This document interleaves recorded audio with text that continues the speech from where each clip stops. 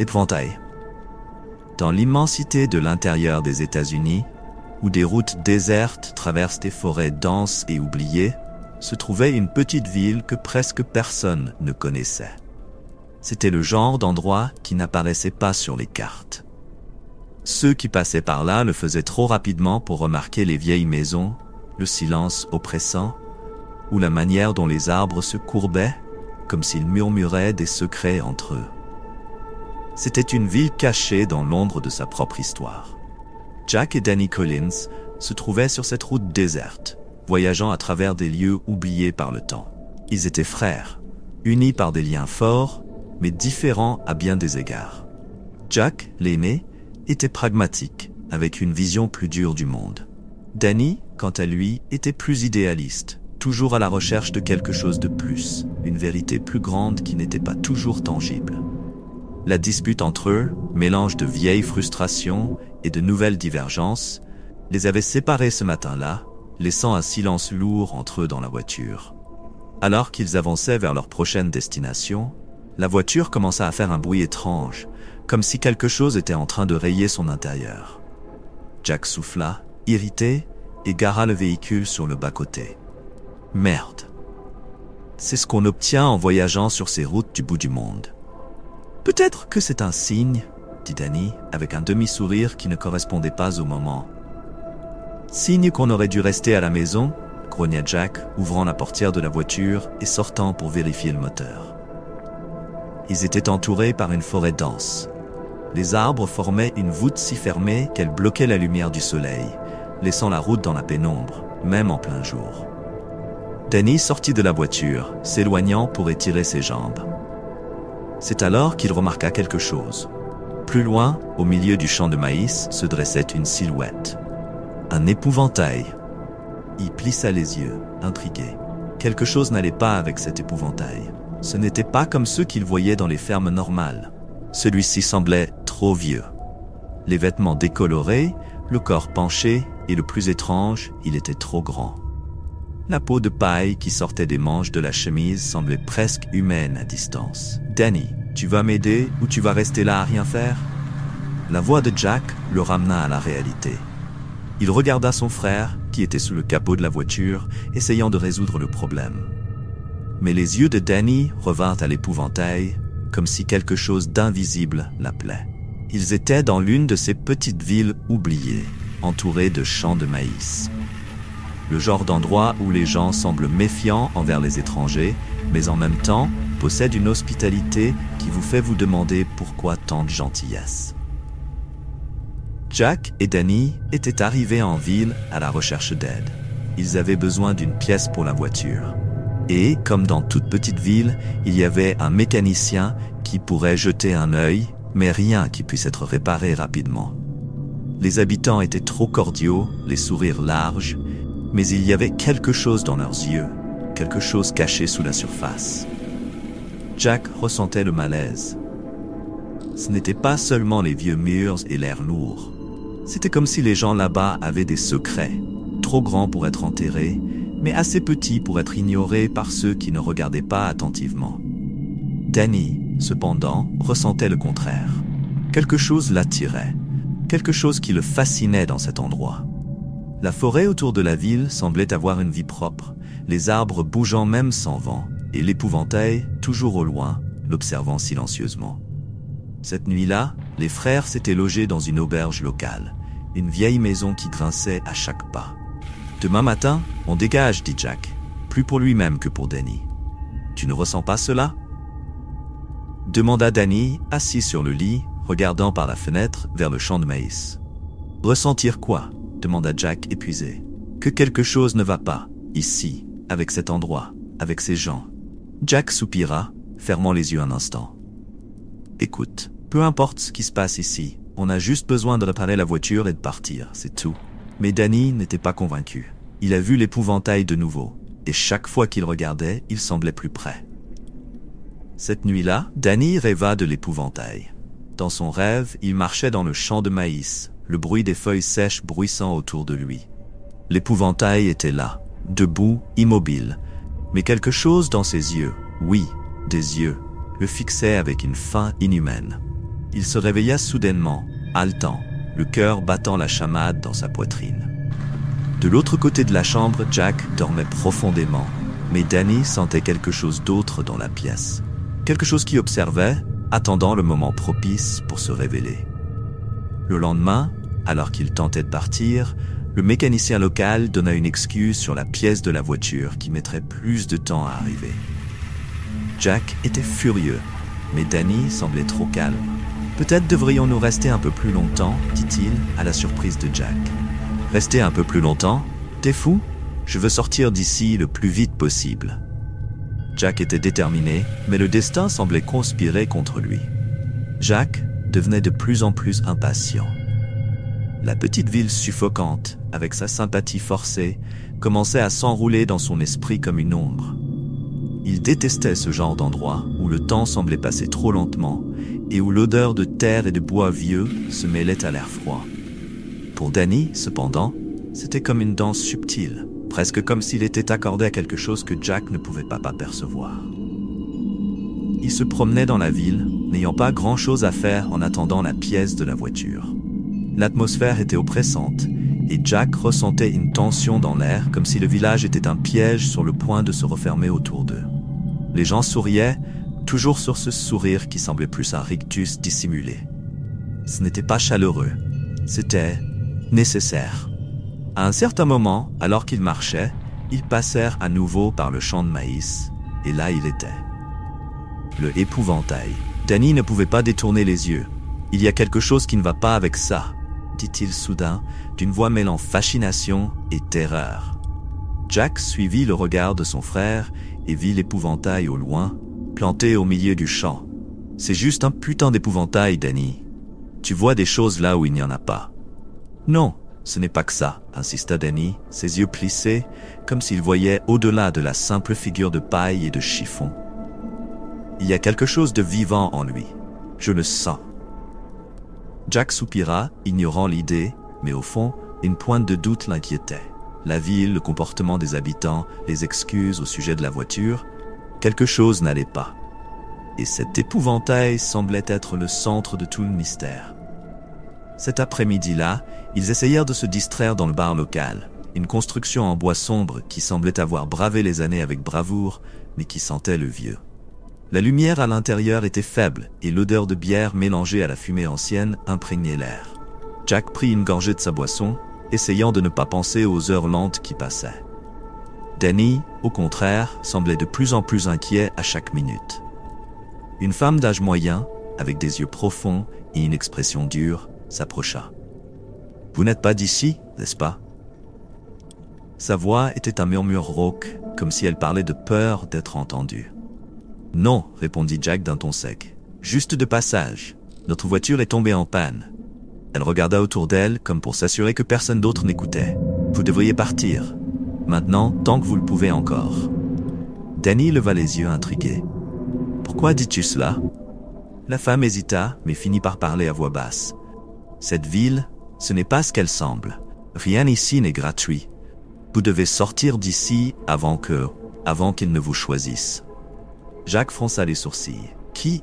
De quoi parles-tu » Avant qu'elle ne puisse répondre, un des habitants, un homme corpulent avec une barbe grise, s'approcha de la table, un sourire forcé aux lèvres. « Tanya, laisse les jeunes hommes tranquilles. Ils ne sont que de passage, attendant que la voiture soit prête. » Elle se figea, et dans un geste d'obéissance qui ne correspondait pas à son regard désespéré, elle s'éloigna. L'homme resta là, les yeux brillants d'une manière étrange en disant « Vous êtes les bienvenus ici. Si vous avez besoin de quoi que ce soit, il suffit de demander. Nous faisons tout pour nos visiteurs. » Mais ce que Jack ressentit n'était pas de l'hospitalité, mais une menace déguisée. Plus tard, de retour à la pension, l'atmosphère entre les frères était tendue. Jack, essayant de garder la logique, sentait qu'il devait protéger Danny de lui-même et des paranoïas qui grandissaient dans son esprit. « Demain matin, nous prenons cette pièce et nous partons. » Pas question de rester une minute de plus dans ce trou. Danny, cependant, semblait absorbé par des pensées sombres. « Et si nous ne parvenions pas à partir ? Qu'est-ce que tu racontes ? » Cette femme, elle savait quelque chose. Ils savent tous. La ville fait partie de cela, Jack. Ils le font depuis longtemps. Jack soupira, fatigué. Cela quoi? Des épouvantails et des gens mystérieux?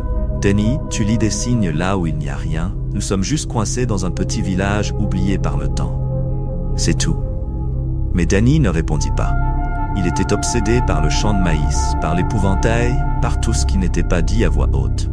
Cette nuit-là, il attendit que Jack s'endorme. Le silence de la pension était tranchant, l'obscurité profonde, mais il savait qu'il n'était pas seul. Il sentait quelque chose là, une présence, comme si l'air autour de lui était chargé d'énergie.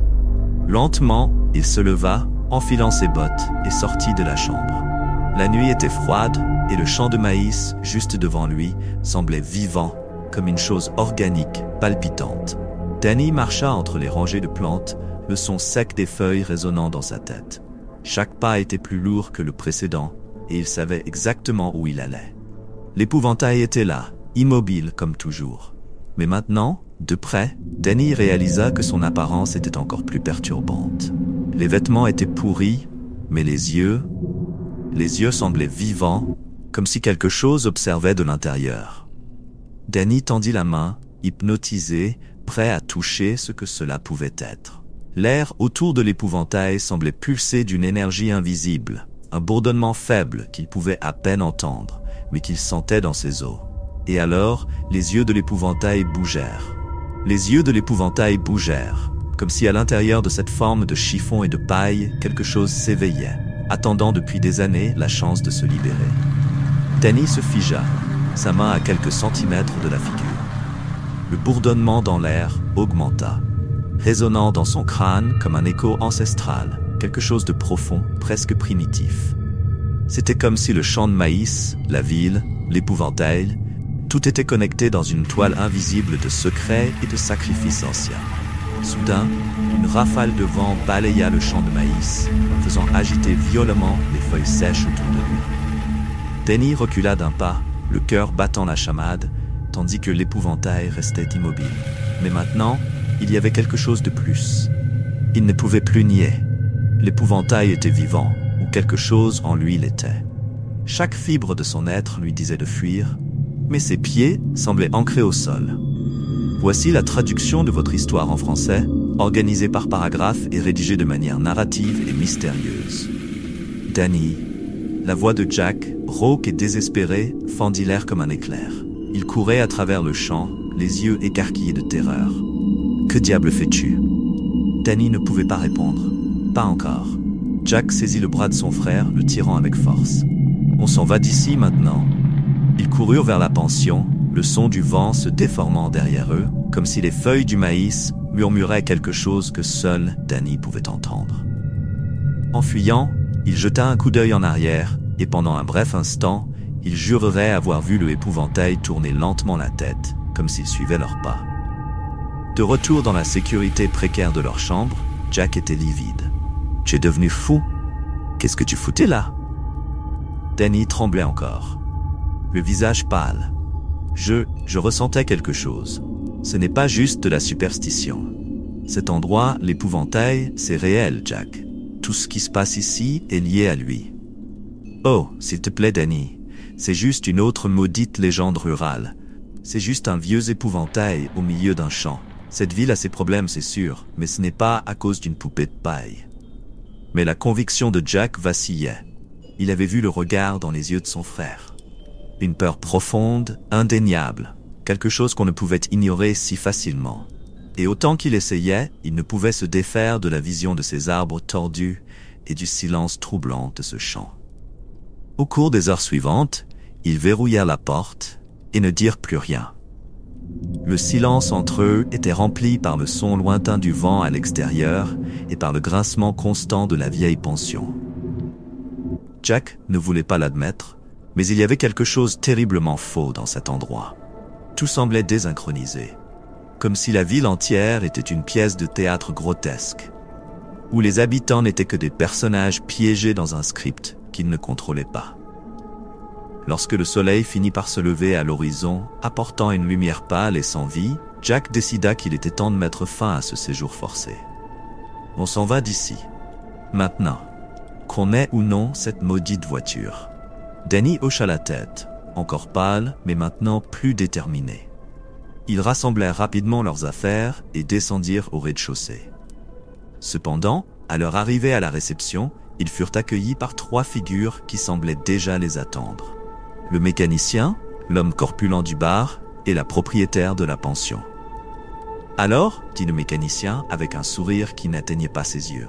« Vous deux n'irez nulle part sans la voiture, n'est-ce pas ?» Jack ferma la main en poing.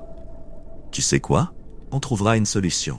On ira à pied, si besoin. » L'homme corpulent secoua la tête, le sourire s'élargissant, mais maintenant déformé par quelque chose de plus sombre. « Je ne pense pas que ce soit possible, mon ami. La récolte approche. »« Récolte ?» murmura Danny, sentant son estomac se nouer. « Oui, la propriétaire de la pension finit par parler, d'une voix douce, presque affectueuse. « Vous avez été choisi, un présent pour notre épouvantail. Vous allez maintenir notre ville en vie pour une année de plus. » Jack fit un pas en avant, prêt à affronter les 3, mais avant qu'il ne puisse faire quoi que ce soit, il entendit un bruit derrière lui. Plusieurs portes s'ouvrirent, et soudain, la salle était remplie d'habitants. Tous avec le même regard vide, la même acceptation sombre sur le visage. « Vous n'avez pas le choix, » dit le mécanicien, d'une voix presque résignée, comme si cela était une vérité ancienne, incassable. Danny regarda les visages autour, le désespoir grandissant en lui. « Nous ne resterons pas ici pour mourir. » Mais la réponse ne vint pas en mots. Ce fut le bruit des feuilles bruissantes à l'extérieur. L'épouvantail. Il savait qu'il approchait, chaque pas invisible apportant avec lui la fin imminente. Jack et Danny reculèrent lentement, les yeux cherchant une issue. Mais la foule bloquait le chemin, les enfermant de plus en plus. Si vous appréciez cette histoire et que vous voulez suivre les aventures qui vous attendent, n'oubliez pas de suivre notre chaîne. Votre soutien est essentiel pour que nous puissions continuer à créer des récits engageants et passionnants. Laissez votre commentaire ci-dessous et partagez vos impressions sur l'histoire. Votre opinion fait toute la différence pour nous et nous motive à vous raconter encore plus d'histoires effrayantes et mystérieuses. Merci beaucoup de nous avoir écoutés. L'air dans la petite pension était épais, presque suffocant.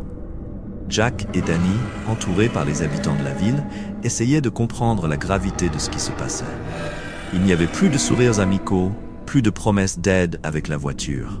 Maintenant, il n'y avait qu'une certitude sombre dans les yeux de ceux qui les entouraient. Ils étaient le sacrifice. « Que voulez-vous de nous ?»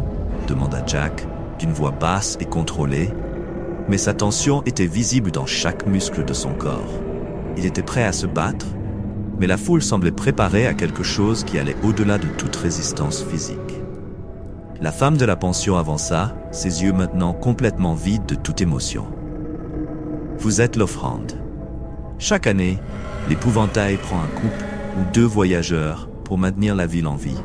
Sans le sacrifice, la récolte échoue, la ville meurt. » Jack n'arrivait pas à croire ce qu'il entendait. « Vous tuez des gens pour maintenir une ville décrépite vivante? C'est de la folie. » « Ce ne sont pas que des gens. C'est lui qui choisit, » répondit-elle, pointant vaguement dans la direction du champ de maïs. « L'épouvantail fait partie de quelque chose de bien plus ancien. C'est lui qui apporte la récolte, qui nous protège. Et il vous a choisi. » Danny, en sueur froide, commençait à comprendre ce qu'il voulait vraiment dire. Ce n'était pas simplement de la superstition. Ce n'était pas juste une légende rurale. La ville, les gens, tout tournait autour de cet épouvantail. Ils étaient prêts à tout pour maintenir le cycle en marche. « Ça n'a pas de sens », continua Jack, essayant de trouver un point faible dans la logique du groupe. « Vous pensez pouvoir nous sacrifier et que tout ira bien? Vous n'avez pas peur que cela se retourne contre vous ?» L'homme corpulent qui se trouvait au bar fit d'un pas en avant, sa barbe grisonnante à peine cachant un sourire tordu. « Nous n'avons pas le choix. Si nous ne lui offrons pas ce qu'il demande, toute la ville sera maudite.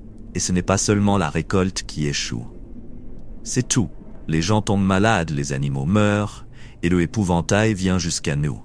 Il ne s'arrête pas tant qu'il n'est pas satisfait. » Jack échangea un regard avec Danny. Ils étaient coincés. Ils savaient que se battre contre tous les habitants était un suicide. Mais fuir semblait aussi impossible. La sensation que quelque chose au-delà des habitants conspirait contre eux devenait de plus en plus palpable. Danny, encore bouleversé par ce qu'il avait vu dans le champ, savait que l'épouvantail n'était pas simplement une superstition. Il y avait quelque chose en lui. Quelque chose qui n'appartenait pas à ce monde. Jack, nous devons trouver un moyen de détruire ça. Nous ne pouvons pas juste fuir. Ça ne servira à rien.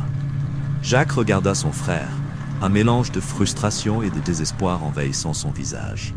Et comment diable on fait ça? Avec quoi? Avec un chalumeau? Une arme? Ça semble être bien plus grand qu'un simple épouvantail ensorcelé. Danny resta silencieux un moment, essayant de se concentrer. Il sentait qu'il y avait quelque chose dans les paroles de la femme, quelque chose qu'il n'avait pas encore complètement saisi. Ils ont dit que l'épouvantail choisissait les gens, non? Et si nous parvenions à briser ce cycle d'une manière ou d'une autre? Jack était sur le point de demander comment, mais il fut interrompu par le bruit de pas lourds à l'extérieur de la pousada. Un silence mortel tomba sur tout dans la salle. C'était comme si l'air lui-même avait cessé de bouger. Tous se retournèrent vers la porte, le son croissant des feuilles sèches entraînées par le vent se mêlant à quelque chose d'autre. Quelque chose qui semblait métallique, grattant le sol. « Il arrive !» murmura l'un des habitants, la voix brisée au milieu des mots. C'était une phrase chargée de peur et de résignation. Jack sentit un frisson parcourir son échine. Il était sur le point de dire quelque chose lorsque la porte de la pousada craqua, comme si quelque chose à l'extérieur testait sa résistance. Danny fit instinctivement un pas en arrière, et le visage de Jack se contracta dans une expression de pure détermination. « Nous ne allons pas mourir ici », dit Jack, plus pour lui-même que pour quiconque. Les frères coururent vers l'arrière de la pousada, où une porte menait directement à l'extérieur. Jack tourna la poignée, mais elle était verrouillée. D'un coup violent, il donna un coup de pied à la porte, qui s'ouvrit avec un grincement fort. Le vent froid de la nuit les frappa, et en sortant, la vue du champ de maïs se déroula devant eux, les rangées interminables de plantes se balança légèrement comme si elles étaient vivantes. Danny tira Jack par le bras. « Nous devons retourner au champ ?»« Quoi? Tu es fou ?»« Non, » insista Danny. « Nous devons détruire l'épouvantail. C'est notre seule chance de briser ça. » Jack hésita un instant. Tout en lui disait de fuir, de s'éloigner de cette maudite ville le plus vite possible. Mais en regardant dans les yeux de son frère, il savait que fuir n'était pas une option. Pas tant que cette chose était vivante. Ils coururent vers le champ de maïs, sentant le vent glacé couper leur visage. Le bruit de quelque chose, ou de quelqu'un, les suivant se mêlait au bruissement des feuilles sèches. À chaque pas, le poids de quelque chose d'invisible semblait se rapprocher de plus en plus. Quand ils arrivèrent au centre du maïs, où l'épouvantail était monté sur son support en bois, Danny ressentit une sensation de vertige. L'épouvantail était là, immobile, mais ses yeux, les yeux semblaient briller d'une lumière interne, quelque chose qui défiait la logique. Les vieux vêtements déchirés étaient sales de terre et de moisissure, et les bras fins se balançaient légèrement au vent, comme s'ils attendaient. Jack, sans hésiter, prit une branche par terre et alluma un briquet. Il était prêt à brûler la créature, mais Danny lui attrapa le bras. « Attends, que fais-tu? Nous devons détruire ça. » Mais et si ce n'était pas juste le feu qu'il craint? Jack regarda l'épouvantail, les yeux qui semblaient vivants, et quelque chose en lui, quelque chose d'ancien, peut-être d'instinctif, lui dit que Danny avait raison. « Alors que faisons-nous » Danny s'approcha lentement, le cœur battant. Il se souvint des paroles de la femme à la pousada sur les sacrifices et les choix. « C'est comme un pacte », murmura-t-il. « Ces gens livrent quelqu'un chaque année pour lui. Mais que se passerait-il si le sacrifice était rejeté ?» Jack cligna des yeux, confus. « Tu penses que nous pouvons briser le pacte ?» Danny hocha la tête. « Peut-être. Ou du moins essayer. » La respiration de Danny était lourde tandis qu'il s'approchait de l'épouvantail, les mains tremblantes. Jack observait de près, ne comprenant pas complètement ce que son frère essayait de faire, mais ressentant le poids de cette décision. Ils étaient sur un terrain inconnu, confrontés à quelque chose de beaucoup plus ancien et obscur que n'importe quelle superstition. « Si c'est un pacte, » continua Danny, les yeux fixés sur l'épouvantail. Alors peut-être que nous pouvons rompre le cycle. Peut-être qu'il a besoin d'un choix. Un échange. Jack serra les dents. Échange? Tu parles de sacrifice? Danny secoue lentement la tête. Non, je parle de ne pas accepter le destin qu'ils nous ont imposé, de le rendre. Et si nous refusons d'être les victimes, si nous rejetons le rôle de sacrifice, tu crois que ça va marcher? Je n'en suis pas sûr, admit Danny, ses yeux maintenant fixés sur ceux du épouvantail qui semblait de plus en plus vivant à chaque seconde. Mais il y a quelque chose ici, quelque chose au-delà du feu et de la force. C'est plus ancien, Jack. Plus ancien que cette ville, plus ancien que chacun d'entre nous. Le vent souffle plus fort, faisant osciller le champ de maïs autour d'eux comme s'il répondait à la tension croissante. L'épouvantail, cependant, restait immobile, mais sa présence était presque suffocante, comme s'il attendait que quelque chose d'important se produise. « Alors, que faisons-nous » demanda Jack, regardant autour de lui, conscient qu'à tout moment les habitants pourraient apparaître pour les empêcher. « Ça doit être maintenant, Danny. » Danny inspira profondément. « Je vais l'affronter. » Affronter? C'est de la folie. Mais avant que Jack puisse faire quoi que ce soit, Danny s'avançait déjà vers l'épouvantail. Le champ semblait grandir autour de lui, les feuilles murmurant des secrets qu'il ne pouvait comprendre. Son cœur battait à un rythme désordonné et tout en lui hurlait de fuir, de quitter ce champ et de courir le plus loin possible. Mais il ne pouvait pas. Il savait qu'en quelque sorte, sa seule chance de survie était de confronter cela de front. « Tu ne nous prendras pas !» murmura-t-il, presque sans s'en rendre compte. « Nous ne sommes pas tes victimes. » En s'approchant davantage, quelque chose changea. Les yeux de l'épouvantail semblaient briller intensément, et l'air autour d'eux devint lourd, comme si l'espace lui-même se pliait. Danny tendit la main, mais au lieu de toucher l'épouvantail, il s'arrêta, fixant ses orbites vides qui semblaient maintenant avoir une vie propre. « Tu nous as choisis, mais nous refusons, » dit-il d'une voix plus ferme, sentant une étrange confiance grandir en lui. Pendant un moment, rien ne se passa. L'épouvantail resta là, immobile, ses vêtements en lambeaux flottant doucement dans le vent. Mais alors, l'impossible commença à se produire. Les mains de paille et de chiffon se mirent à bouger. Jack, qui regardait de loin, écarquilla les yeux. « Danny, sors de là. » Mais Danny ne bougea pas. Il resta ferme, les yeux fixés sur la créature. « Tu ne nous prendras pas, » répéta-t-il, avec plus de force. L'épouvantail inclina la tête, le mouvement grotesque et non naturel, comme si quelque chose en lui essayait de s'ajuster à la nouvelle réalité. Un son sourd et guttural résonna dans le champ, comme un cri étouffé venant du sol lui-même. Et alors, quelque chose d'incroyable se produisit. L'épouvantail, qui semblait auparavant une menace implacable, hésita. Ses mouvements devinrent plus erratiques, et la lumière dans ses yeux commença à vaciller, comme une flamme sur le point de s'éteindre. C'était comme s'il tentait de résister au refus de Danny, mais en même temps, incapable de continuer son dessein. « Le pacte », murmura Danny, ressentant une onde d'adrénaline parcourir son corps. « Il est en train d'échouer. » Jack fit quelques pas en avant, observant prudemment. « Que se passe-t-il » Danny se retourna lentement vers son frère, les yeux encore écarquillés de choc. « Je pense que nous avons rompu le cycle. Il ne peut plus nous forcer à cela. C'est comme si notre refus avait défait son pouvoir. » Mais avant qu'il ne puisse célébrer, un bruit strident traversa l'air. Le bruissement des feuilles devint plus fort, plus violent. Soudain, les deux frères sentirent le sol trembler sous leurs pieds. Quelque chose était en train de changer, quelque chose de plus profond que l'épouvantail lui-même. « Danny, cours !» cria Jack, saisissant le bras de son frère. Sans hésiter, ils se précipitèrent à travers le champ, le bruit derrière eux grandissant de seconde en seconde. C'était comme si la terre se réveillait, quelque chose de monstrueux, quelque chose que l'épouvantail avait contrôlé pendant des années, désormais libre. Ils coururent vers le bord du champ de maïs, et lorsqu'ils arrivèrent enfin à la fin, le bruit cessa. Le champ, autrefois plein de vie sombre, semblait maintenant muet. Les feuilles étaient immobiles, le vent s'était arrêté. L'épouvantail au centre du champ demeurait immobile, mais l'énergie avait disparu. Quelque chose en lui, quelque chose de bien plus ancien, semblait avoir été réduit au silence. Jack respira profondément, le cœur encore battant. Je pense que nous avons réussi. Danny, haletant, regarda son frère, encore en train de traiter ce qui s'était passé. Je ne sais pas comment, mais je pense que oui, il ne peut plus nous toucher.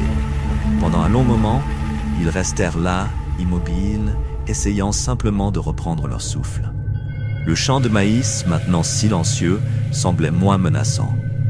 Mais il y avait encore un poids dans l'air, quelque chose qu'ils ne pouvaient pas ignorer complètement. « Nous nous en sommes sortis », dit Jack, essayant de se convaincre lui-même, mais sentant qu'il y avait encore quelque chose de plus à venir. Jack regarda le champ de maïs, maintenant silencieux, mais toujours imprégné d'un silence inconfortable. Il savait qu'ils avaient accompli quelque chose, mais il ne ressentait pas la victoire. Il y avait un poids, quelque chose d'incomplet, comme si le mal contenu là n'avait pas été totalement vaincu, seulement endormi. « Nous devons partir d'ici », murmura-t-il, regardant Danny, avant que ces fous de la ville ne réalisent ce que nous avons fait. Danny hocha la tête, encore tendu, ses yeux se tournant vers l'épouvantail au centre du champ.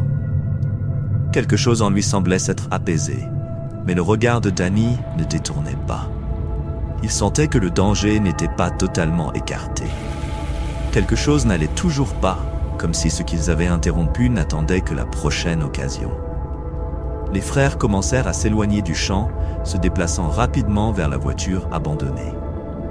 Leurs pas étaient pressés, presque frénétiques, et le son lointain de pas les suivait, comme si la ville elle-même se déplaçait derrière eux. Quand ils atteignirent la voiture, Jack vérifia rapidement le moteur.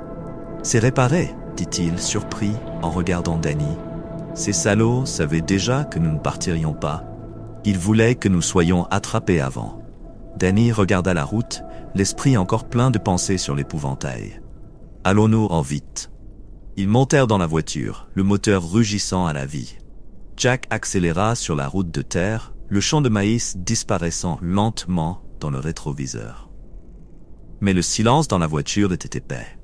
Tous deux savaient que ce n'était pas une fin définitive. Ils avaient échappé, mais la ville était toujours là. L'épouvantail, ou ce que c'était, se tenait toujours. Alors qu'ils s'éloignaient de la ville, une fine pluie commença à tomber, rendant le chemin devant eux plus sombre et indistinct.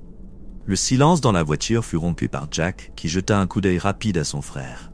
« Tu penses que c'est vraiment fini ?» Danny regarda la route devant lui, son expression sombre. « Non, cette chose va continuer, mais au moins nous avons brisé le cycle cette fois. Mais quelqu'un devra affronter ça à nouveau un jour. » Jack serra le volant, ressentant un mélange de frustration et de soulagement. Ces gens sont piégés dans cet endroit, dans ce maudit pacte. Ils sont piégés parce qu'ils le veulent. Ils acceptent cela, acceptent la mort des autres pour continuer à exister. Mais cela ne durera pas éternellement. La voiture continua à grande vitesse sur la route, les phares coupant l'obscurité. Danny, encore inquiet, regarda une dernière fois dans le rétroviseur. Pendant un instant, il jura avoir vu une ombre dans le champ de maïs, haute, maigre, avec les bras levés au vent. « Il attend toujours », murmura Danny pour lui-même, le visage pâle. Jack, à ses côtés, n'entendit pas ces mots, mais la tension dans la voiture était palpable. Ils avaient échappé, mais le mal à Burgill attendait toujours le prochain sacrifice. Et, d'une certaine manière, Danny savait que ce n'était pas près de finir. Il ne restait maintenant que le vide, le champ et l'épouvantail revenant à sa position immobile, comme s'il n'avait jamais bougé.